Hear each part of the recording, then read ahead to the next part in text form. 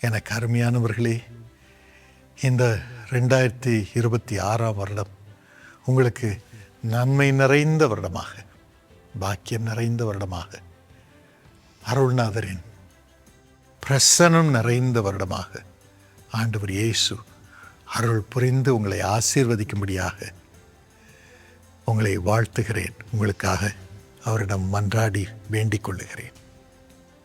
இந்த வருடம் 2026 ஆண்டவர் எனக்கு சொன்னார், எழுந்து கட்டும் வருடமாக இருக்க போகிறது. எழுந்து மீண்டும் கட்டுகிறவர்களாக நீங்கள் எழும்ப போகிறீர்கள். உங்கள் வாழ்வும் கட்டப்படும். உங்கள் மூலமாக ஆண்டவர் தீர்மானங்கள் எல்லாம் இந்த உலகத்திலே உங்கள் குடும்பத்திலே கட்டப்படும். உடைந்து போனவைகள் எல்லாம் திரும்ப எழுப்பப்பட்டு அழகிய மாளிகையாக கட்டப்படும். இந்த வருடத்திலே ஆண்டவர் உங்களை கௌரவப்படுத்துவார். தைரியமாக இந்த வருடத்திற்குள் பிரவேசியுங்கள். எபிரேயர் 3:4 வேதம் கூறுகிறது, எந்த வீடும் ஒருவனால் கட்டப்படும், உண்டாக்கப்படும்.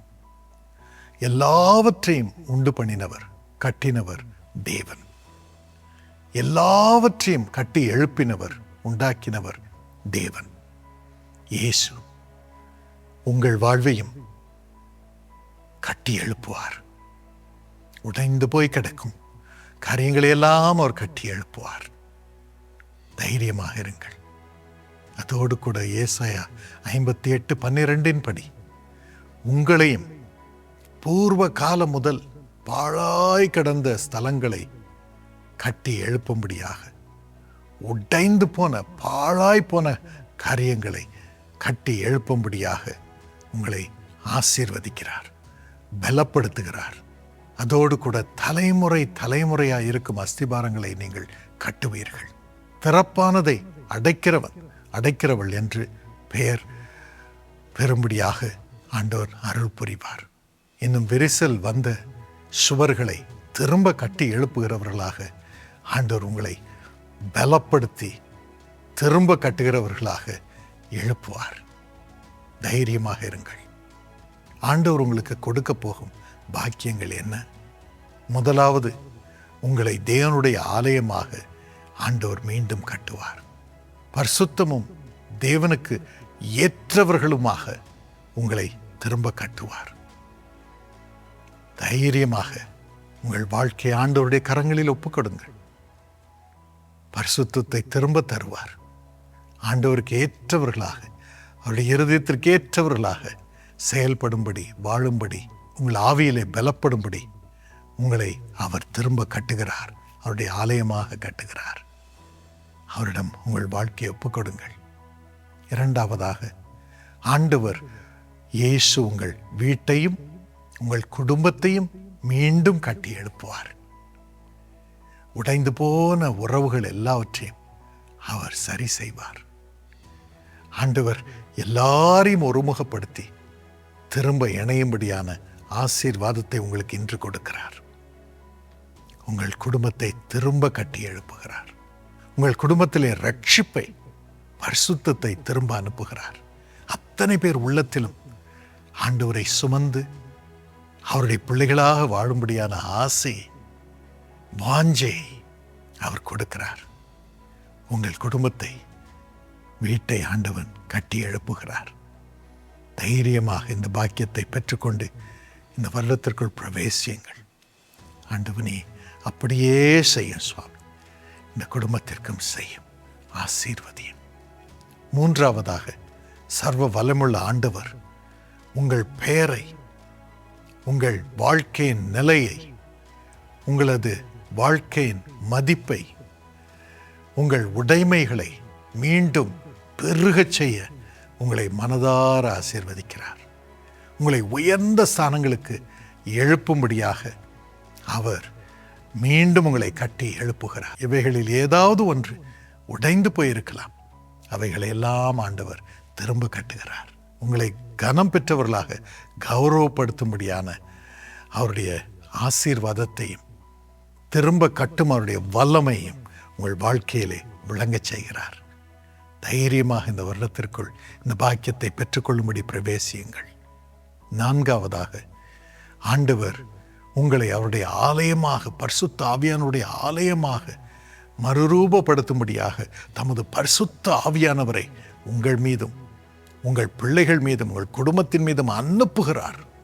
உங்களை வல்லமை நிறைந்தவர்களாக பரிசுத்த ஆவியானுடைய வல்லமையினால் வாழ்க்கையின் காரியங்களை நீங்கள் மேற்கொண்டு அவருடைய வல்லமையினால் ஆண்டவருடைய தீர்மானத்தை அனுபவித்து சகல விதத்திலும் ஜெயத்தை அனுபவிக்கும்படியாக உங்களை பரிசுத்த ஆவியானவரால் திரும்பவும் கட்டுகிறார், மகிமையாக கட்டுகிறார். அந்த கிருபை வரங்களை இப்பொழுது பெற்றுக்கொள்ளுங்கள் இயேசுவின் நாமத்தினாலே.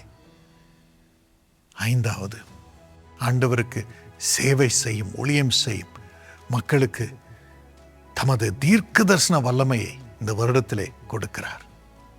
மற்றவர்களுக்காக பிரார்த்தனை செய்யும், மற்றவர்களுக்கு சேவை செய்யும் அத்தனை பேர் மீதும் அவருடைய தீர்க்க தரிசன வல்லமையை அவர் கொடுக்கிறார்.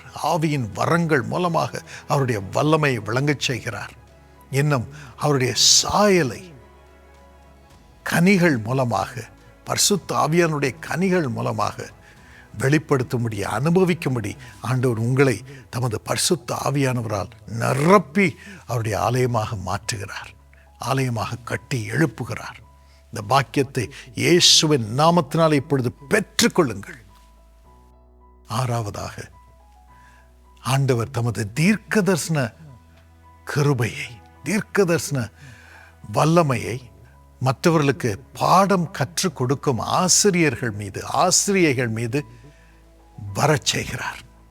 ஆசிரியர்களாகிய உங்களை ஆண்டவர் தீர்க்கதரிசிகளாக மாற்றி உங்கள் மூலமாக வரும் வார்த்தைகள், இன்னும் வரும் ஞானம், வரும் ஆராய்ச்சி முடிவுகள் எல்லாவற்றின் மூலமாகவும் ஒவ்வொரு மாணவனையும் மாணவியையும் தேவ பக்தியுள்ள சந்ததியாக மாற்றத்தக்கதான அதிகாரத்தை உங்களுக்கு தருகிறார்.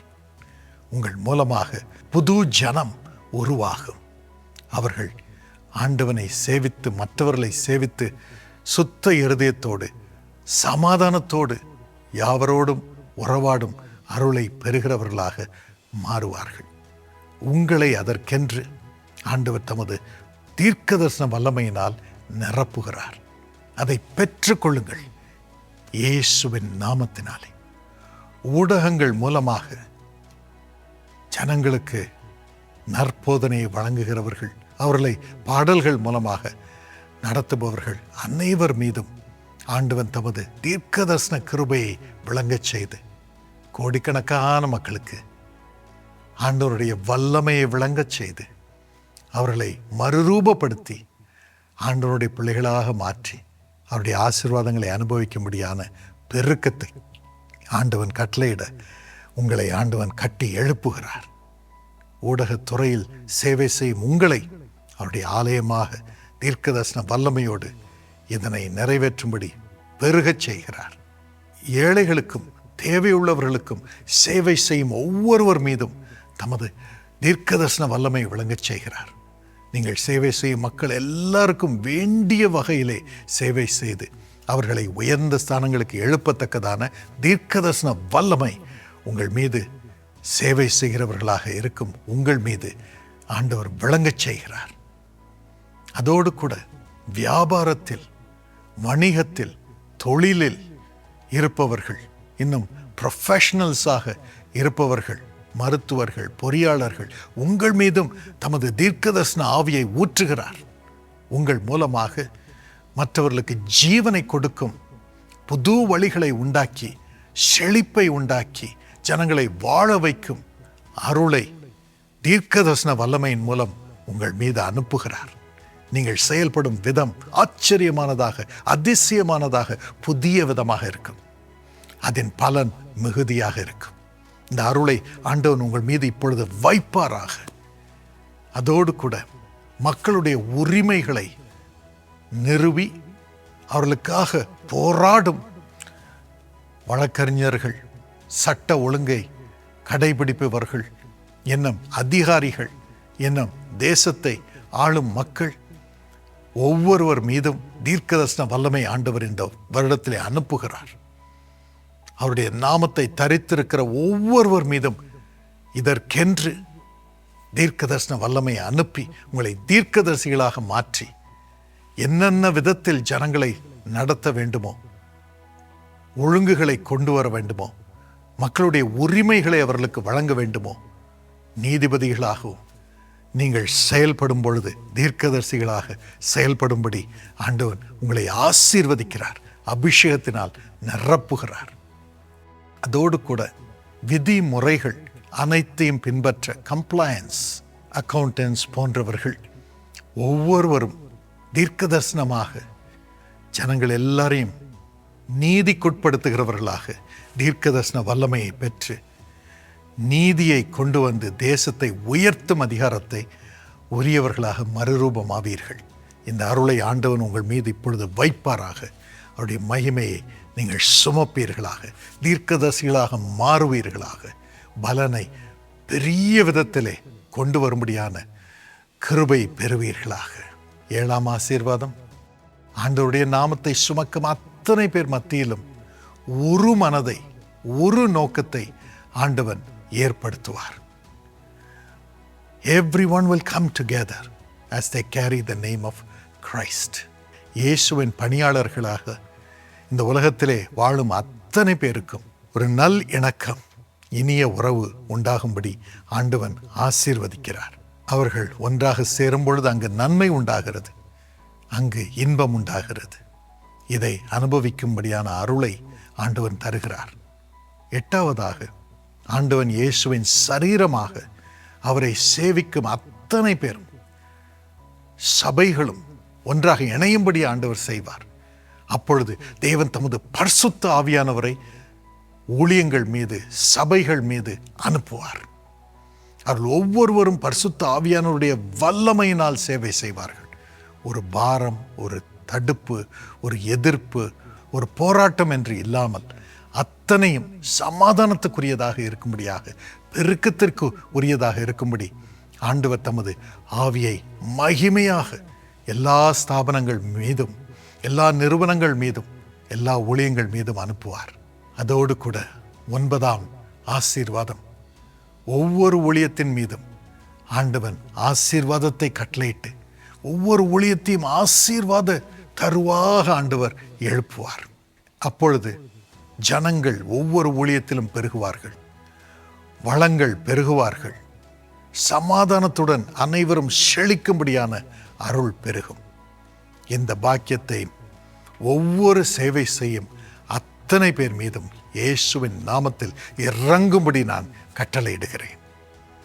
அதோடு கூட 10வது ஆசீர்வாதம், ஆண்டவன் தமது சேவை செய்யும் ஊழியர்களுக்கு தெய்வீக பாதுகாவலை உருவாக்குவார்.